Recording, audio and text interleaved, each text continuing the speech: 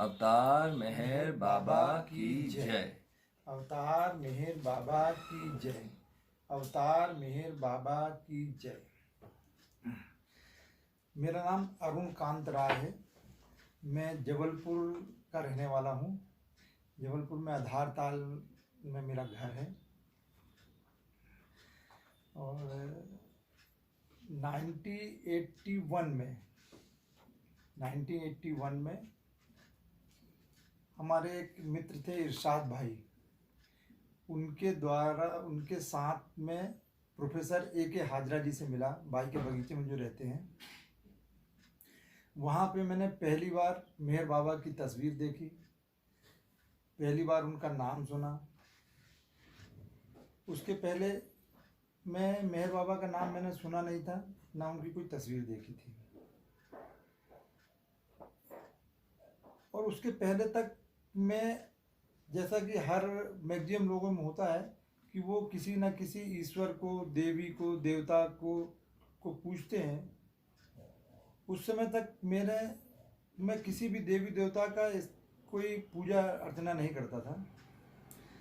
मंदिर जाना है तो यदि घर के परिवार के लोग जा रहे हैं तो उनके साथ चले गए, मित्र लोग जा रहे हैं तो उनके साथ चला गया। किसी विशेष देवी से या किसी विशेष देवता से कोई मेरा लगाव नहीं था। जब मैं प्रोफेसर A.K. हाजरा जी के पास जाने लगा तो उनको मैं दादा बोलने लगा। दादा मतलब बड़े भाई। तो उनको मैं दादा संबोधित करता था। तो उनके पास बैठता था तो दादा जो बातें करते थे वो बातें बहुत अच्छी लगती थी मेरे को, और मैं उनके पास घंटों बैठा रहता था। और यह सिलसिला चालू हो गया कि उनके पास जाना, जब भी समय मिले तो उनके पास बैठना। जब कभी मौका लगता था तो दादा बाबा के बारे में बात करते थे, बताते थे। वो उनका जो दूसरों के प्रति प्रेम था दादा का, वो बहुत अद्भुत था। उनका हर विषय में जो ज्ञान था, जो नॉलेज था, वो बहुत अद्भुत था। और उस अद्भुत नॉलेज और ज्ञान के कारण उनकी बातें का कोई क्रॉस क्वेश्चन मेरे पास में नहीं होता था, क्योंकि वो ऐसी चीज़ें बोलते थे। कई ऐसे इंसिडेंट हुए कि ये उन्होंने प्रूफ किया। तो उसके बाद मेरे को ये लगने लगा कि दादा जो बोलते हैं वो सच बोलते हैं। उनका बोला हुआ वो झूठ नहीं बोलते, ना वो गलत बोलते हैं। झूठ बोलना अलग बात है, गलत बोलना अलग बात है। तो ना वो झूठ बोलते थे और ना वो गलत बोलते थे। उनके पास जबलपुर के बहुत प्रतिष्ठित व्यक्ति थे, प्रोफेसर थे, एस्ट्रोलॉजर थे, न्यूमोलॉजिस्ट थे, पॉमिस्ट थे, और इंग्लिश के प्रोफेसर थे। तो साहित्य ज्ञान बहुत था, मेडिकल नॉलेज बहुत था। तो डॉक्टरों को सलाह देते थे कि ये इलाज करो। तो उनके ज्ञान के कारण मैं उनसे बहुत ज़्यादा अट्रैक्ट हो गया, उनके पास आने जाने लगा। फिर दादा मुझे बोले कि मुझे घर में और मेरे मित्र लोग प्रेम से बचपन में बल्ले भी बोलते थे। तो दादा मुझे हमेशा बल्ले कह के ही संबोधित करते थे। तो उन्होंने कहा कि बल्ले मेहराबाद चलेगा? मैंने कहा हाँ दादा चलूँगा। तो हम पहली बार मेहराबाद गए। अक्टूबर 1981 में पहली बार में दादा ने अपने साथ मेरे को मेहराबाद लेके गए। वहाँ पे मैंने पहली बार बाबा की समाधि के दर्शन किए। जब मैं वहाँ पे गया तो मुझे ये बिल्कुल नहीं लगा कि ये जगह मेरे लिए कोई अपरिचित है। यहाँ मैं पहली बार आया हूँ। वहाँ पर समाधि में नाना खेर जी से मुलाकात हुई, जाल भाई से मुलाकात हुई। महराजाद गए, महराजाद में मंडली के लोग थे, एरज भाई थे, बाल नाथू जी थे, अलूबा जी थे, मणि बहन थी, मेहरा माई थी। इन सब से मिलने के बाद कभी ऐसा ऐसा मेरे को एक क्षण के भी नहीं लगा कि मैं इनसे पहली बार मिल रहा हूँ। मैं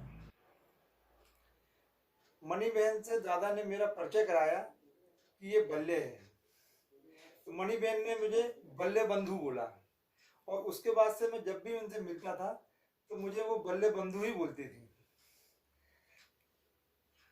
और इन सब के ये सब होता चला गया, मेरे को पता नहीं चला कि मैं बाबा के करीब कैसे आता चला गया। 1981 में मैं बालाघाट पॉलिटेक्निक में मेरा एडमिशन हुआ। मैं वहाँ पर रहता था। वहाँ पे हॉस्टल नहीं होने के कारण हम लोग प्राइवेट मकान लेकर के किराए पे लेके रहते थे।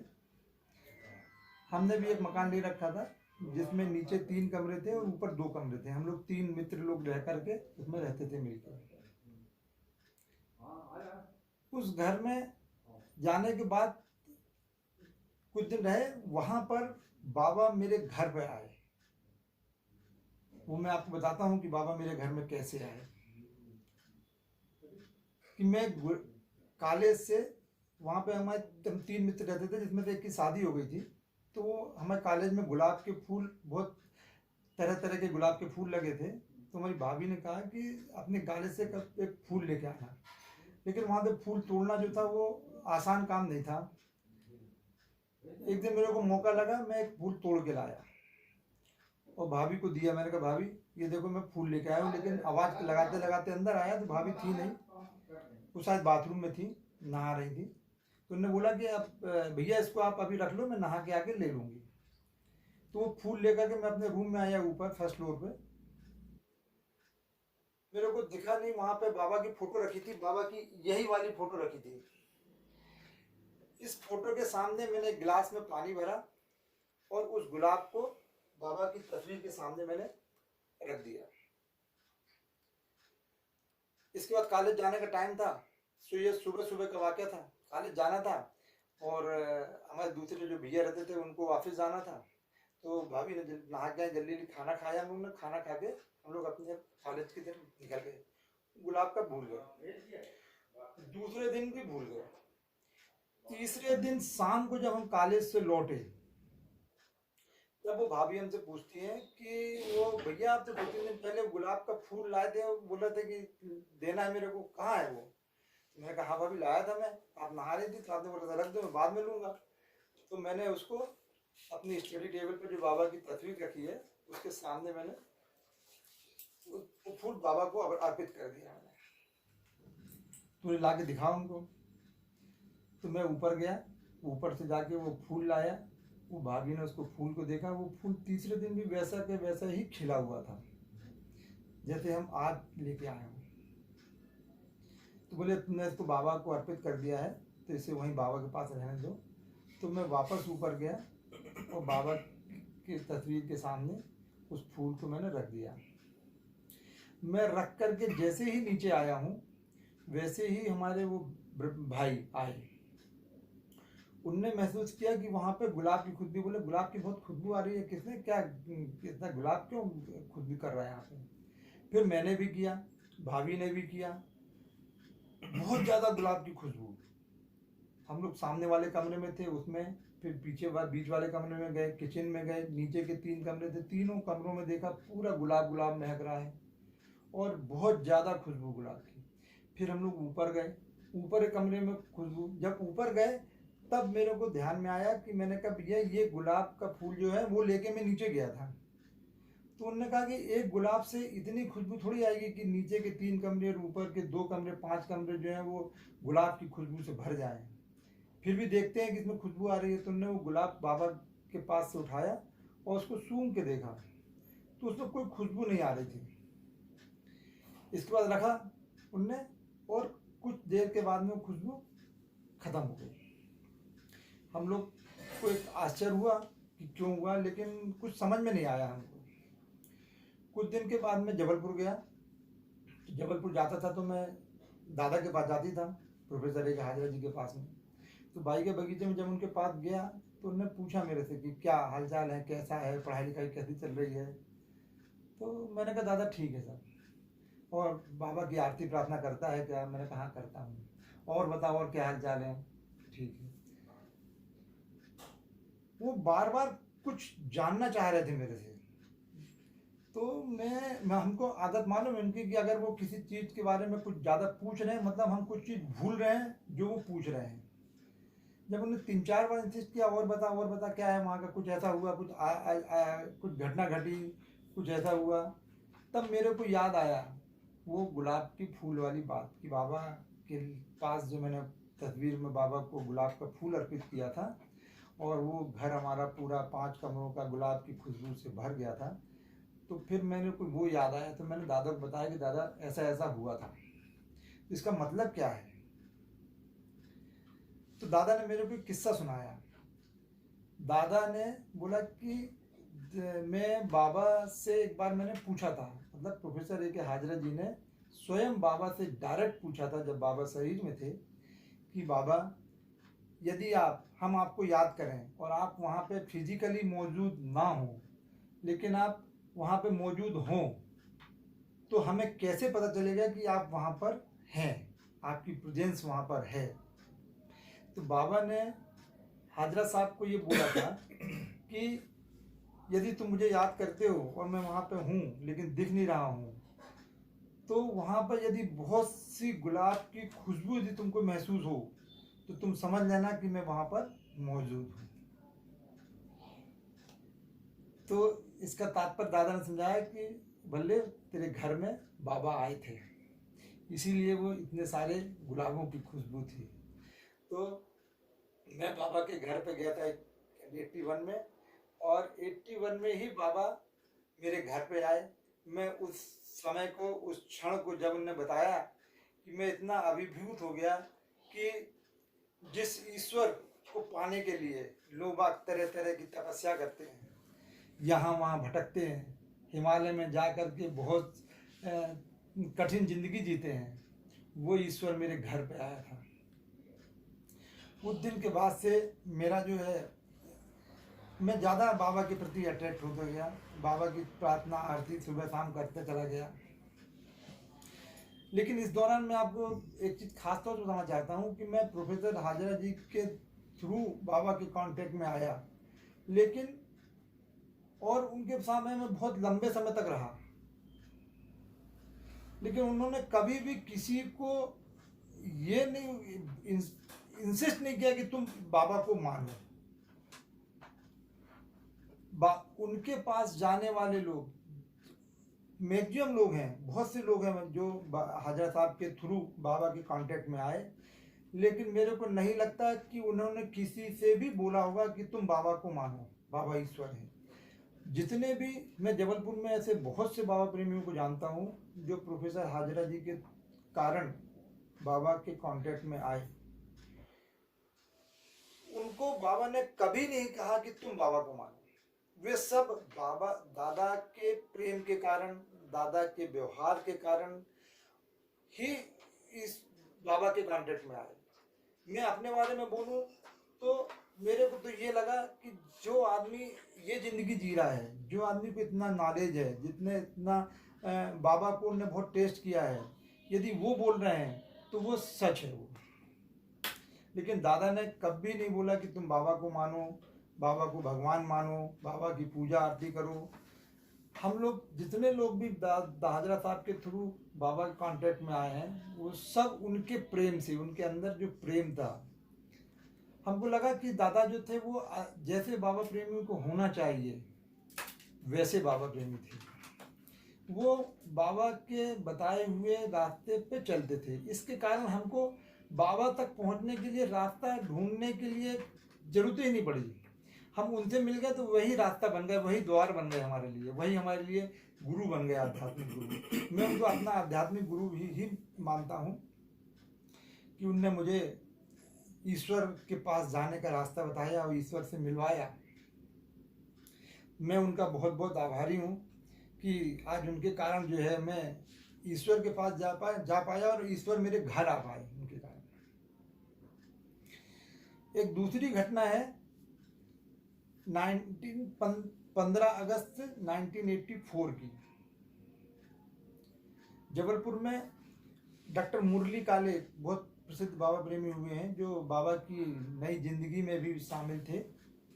उनके सुपुत्र श्री निकेत काले जी के घर में 15 अगस्त को प्रोग्राम था। 15 अगस्त 1984, 15 अगस्त 1984 को राइट टाउन में उनका घर था। तो उनके घर में बाबा का कार्यक्रम था।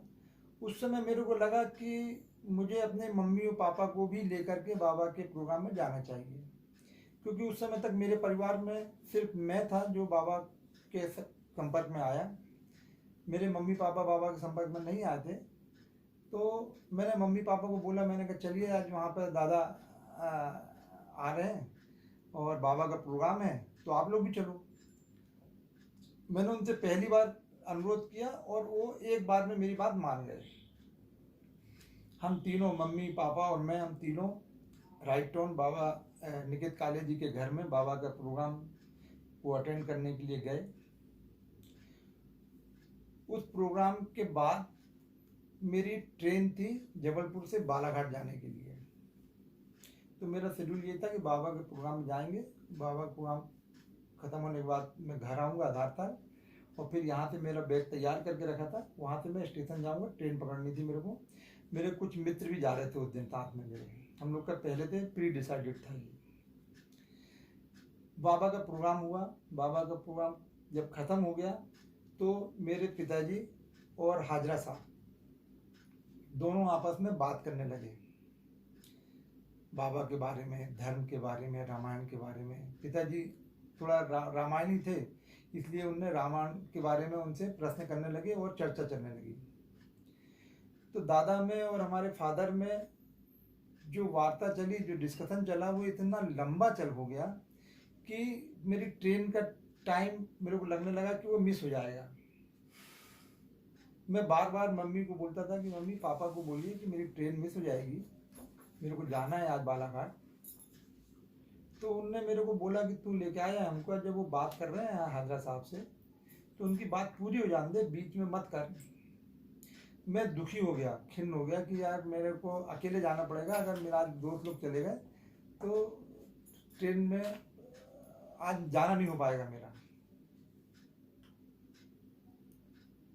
वो बात काफ़ी लंबी खिंच गई, यानी कि उस इतना समय था मेरे पास में कि शेड्यूल के हिसाब से वो कार्यक्रम ख़त्म होता तो मैं आधारताल जाता। आधारताल से मैं स्टेशन जा कर के ट्रेन को पकड़ सकता था, सफिशिएंट टाइम था। लेकिन इतना टाइम हो गया, ट्रेन छूटने का टाइम वहीं पे हो गया निकेत काले जी के घर पे।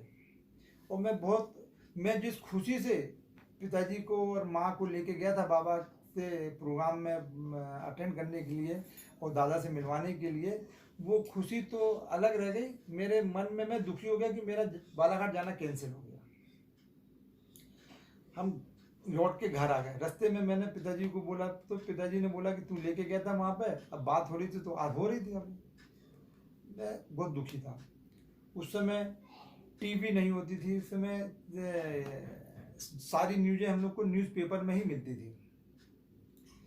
दूसरे दिन रेडियो में कहीं से न्यूज़ आई, मैंने नहीं सुना, किसी ने बताया मेरे को। और फिर तीसरे दिन पेपर में न्यूज़ आई कि वह ट्रेन, जो ट्रेन में मेरे को बैठ के जाना था, वो ट्रेन बालाघाट पहुंचने के थोड़ी कुछ पहले एक नदी में गिर गई। एक एक्सीडेंट हो गया उसका ब्रिज जो है टूट गया था, और रेलवे में किसी को नहीं मालूम था कि ब्रिज टूट गया है। ट्रेन जाती गई और इंजन, 1 डिब्बा, 2 डिब्बे, 3 डिब्बे नदी के अंदर समाते चले गए। ऐसे 5 से 7 डिब्बे जो है उस नदी में अंदर चले गए थे पूरे। और उसमें करीब करीब 120 लोगों की मृत्यु हुई थी।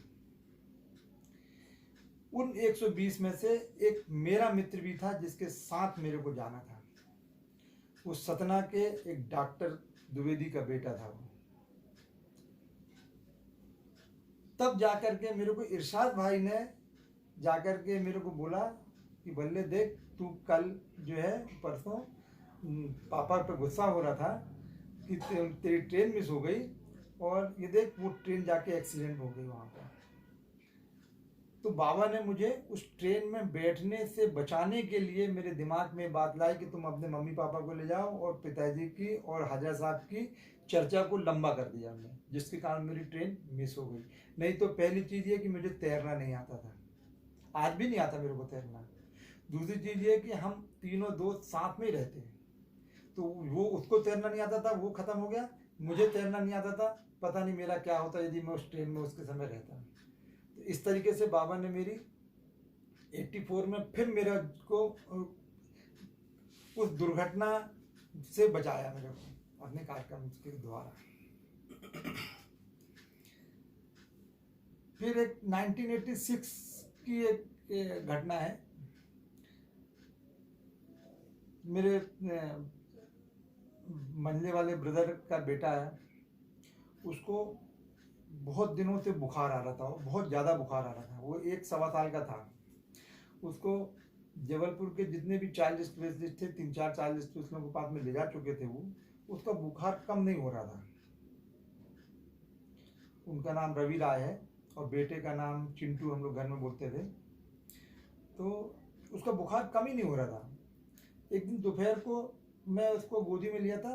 भाभी ने बोला कि भैया इसको देखो, तब तक मैं कुछ खाना बना लेती हूँ, तब तक आप चिंटू को संभाल लो, उसको बुखार आ रहा, रो रहा है।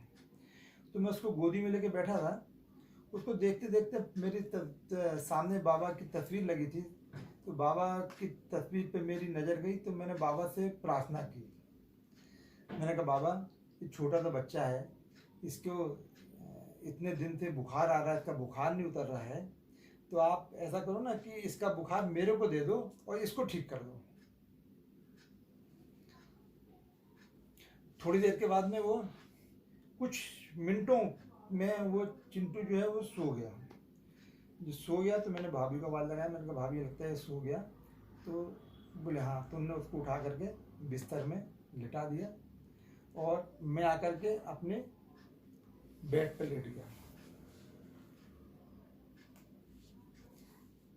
उसी समय जैसे आया वैसे ही उन्होंने, भाभी ने मेरे को खाना खिलाया। तो मैंने खाना खाया और खाना खा के सो गया। सोया क्या, मुझे बहुत तेज से बुखार आया। मैं उसके 1-1.5 घंटे के बाद में रवि भैया आए होंगे, तो उन्होंने पूछा, उन्होंने खाना लगाया भाभी ने, तो पूछा कि बल्लू कहाँ है। तो बोले वो खाना खा के सो रहे हैं। तो बोले दोपहर में सो रहा है? मैं जनरली दोपहर में कभी नहीं सोता मैं। तो उनको आश्चर्य हुआ कि दोपहर में क्यों सो रहा है। तो आके वो मेरे पास देखे, उन्होंने मेरा माथा छुआ, तो मेरे को बहुत तेज बुखार था। तो उन्होंने बोला कि कल्पना देखो, चिंटू को भी बुखार है और इसको भी बहुत बुखार आ गया। तो बोले वो भाभी ने बताया कि वो भैया जो है चिंटू को गोदी में लिए थे और बहुत रो रहा था, उनकी गोदी में लेटे लेटे सो गया वो, तो उसको वहाँ लिटा के आए हैं और मैंने खाना खिला के इनको सुलाया। तो भैया चिंटू को देखने गए, क्योंकि उसको भी बहुत दिन से बुखार हो रहा था, 10-15 दिन से बुखार उतर नहीं रहा था। तो उसको उन्होंने जब छुआ तो उसका बुखार पूरा खत्म हो गया था, वो नॉर्मल था। तो हमारे भैया इस मामले में थोड़ा सेंसिटिव हैं और उस समय बाबा के संपर्क में आ रहे थे और हाजरा साहब के पास भी आते जाते थे। तो उनको पता नहीं क्या क्लिक हुआ कुछ, तो वो वापस मेरे पास आए। तो बोले तूने बाबा से कुछ मांगा क्या?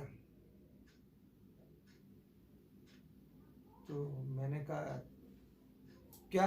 बोले तेरे को बुखार आ गया और चिंटू का बुखार एकदम से ठीक हो गया, तेरा बुखार एकदम से तेरे को एकदम से बुखार आ गया, तो तूने बाबा से कुछ प्रार्थना की क्या? तो मैंने कहा हाँ भैया, मैंने बाबा से प्रार्थना की थी कि चिंटू का बुखार ठीक कर दो और वो बुखार मेरे को दे दो। तो बोलते कुछ भी मांगता। मैंने कहा उसका दर्द तकलीफ ऐसी थी कि मेरे से रहा नहीं गया, तो बाबा से मैंने प्रार्थना की, चिंटू कैसा है? तो बोले चिंटू ठीक हो गया। मैंने चिंटू ठीक हो गया, वो बच्चा था वो ठीक हो जाएगा, मैं भी ठीक हो जाऊँगा, आप चिंता मत करो, बाबा साहब ठीक कर देंगे। उनको, रवि भैया को ये क्यों क्लिक हुआ, उसके पीछे एक कारण था कि 6-7 महीने पहले हमारा भांजा, हमारी बहन को बेटा हुआ था, भांजा था वो, तो उसको डिलीवरी के टाइम पे ही वो बीमार था। तो जबलपुर के एक हॉस्पिटल में जहाँ पर डिलीवरी हुई थी, वहाँ पर उसको नहीं रख सकते थे। तो उसको तुरंत का पैदा हुआ बच्चा, उसको कुछ घंटे में हमको मेडिकल हॉस्पिटल शिफ्ट करना पड़ा था जबलपुर पे। राइट टोन में इनकी डिलीवरी हुई थी और बच्चे को मेडिकल शिफ्ट करना पड़ा था। मेडिकल में 3 दिन था वहाँ पर भैया ने बाबा से प्रार्थना की थी। डॉक्टरों ने बोल दिया था कि अगर ये 24 घंटे कुछ नहीं हुआ तो बच जाएगा, नहीं तो फिर हम इसको कुछ नहीं कर सकते। तब उस समय हमारे रवि भैया ने बाबा से प्रार्थना की थी कि बाबा इस भांजे को ठीक कर दो, हमारे बच्चे को ठीक हो जाएगा तो हम इसको, इसके मम्मी को, इसके पापा को लेकर के हम मेहराबाद आएंगे। और सवेरे जब उसके प्रेयर के कुछ घंटों के बाद में जब डॉक्टर ने विजिट किया और डॉक्टर ने से भैया ने बात की, तो डॉक्टर ने उनको यही बोला था कि इसके अंदर जो चेंज हुआ है वो ऐसा चेंज मेडिकली पॉसिबल नहीं था जो चेंज हुआ बच्चे में। तो बाबा ने वहाँ पे भैया की बात प्रार्थना सुन करके उस बच्चे को ठीक किया था। शायद इसीलिए भैया को दिमाग में आया था कि यहाँ पे भी वही हुआ कि चिंटू एकदम से ठीक हो गया, मेरे को बुखार आ गया। तो उन्होंने मेरे से पूछा कि तूने बाबा से क्या प्रार्थना की थी। तो मेरा मतलब यह है कि मैं अपने आप को बहुत भाग्यशाली, किस्मत वाला समझता हूँ कि हम प्रोफेसर लेके हाजरा के द्वारा बाबा के कांटेक्ट में आए, ईश्वर के कांटेक्ट में आए और बाबा ने हमको बहुत मदद की। ईश्वर है वो। पल पल में मेरा तो ये मानना है कि मैं जो हूँ वो सिर्फ बाबा की मेहरबानी पे हूँ। मैं काफ़ी इंजीनियरिंग करने के बाद में मैं काफ़ी नौकरी को ढूंढने के लिए काफ़ी परेशान रहता था। तो दादा ने मेरे को बोला था कि चिंता मत कर तू, बाबा हैं, बाबा सब ठीक करेंगे। और ऐसा ही हुआ कि अगर मैं उस समय नौकरी के लिए दादा को बहुत बोलता था, दादा मेरी नौकरी लगवा दो, दादा मेरी नौकरी लगवा दो। तो दादा बोलते थे चिंता मत कर तू, चिट्ठी लिख दे वहाँ पर। तो मैंने एक बार चिट्ठी भी लिखी थी नाना खेर को, बाबा को चिट्ठी लिखी थी, नाना खेर का वहाँ पे जवाब रिप्लाई भी आया था, वो पोस्ट कार्ड मेरे पास में रखा हुआ है। उस दिन से आज तक मैंने 19 नौकरियाँ छोड़ी हैं और 20वीं ज्वाइन कर रहा हूँ मैं। तो बाबा की ऐसी मेहरबानी रही है कि एक नौकरी छूटती थी तो दूसरी मिलती थी, दूसरी छूटती थी तीसरी मिलती थी, तीसरी छूटती थी चौथी मिलती थी, कई बार छूटती थी, कई बार छोड़ देता था मैं। तो बाबा मेरे साथ में है और मैं चाहता हूँ कि आप लोग जो भी इस वीडियो को सुन रहे हैं, सुने, देखें, वो अवतार मेहर बाबा को की आरती प्रार्थना करें, अपना उनको कांस्टेंट कंपेनियन बनाएं। अगर वो ईश्वर नहीं, ये तो वही ईश्वर है, वो और ईश्वर के अलावा कुछ नहीं है। अगर वो उन्हें ईश्वर नहीं मानते तो अपना एक अच्छा मित्र बना लें। जय बाबा। अवतार मेहर बाबा की जय।